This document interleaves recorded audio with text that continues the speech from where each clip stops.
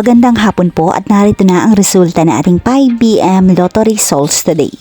Ngayong araw ng Miyerkules, January 21, 2026. At para po sa draw natin ngayon ay ang 3D Lotto at ang 2D Lotto. At para po sa Lotto more updates, pasubscribe na lang din po ako sa aking channel at pahit na din ng notification bell.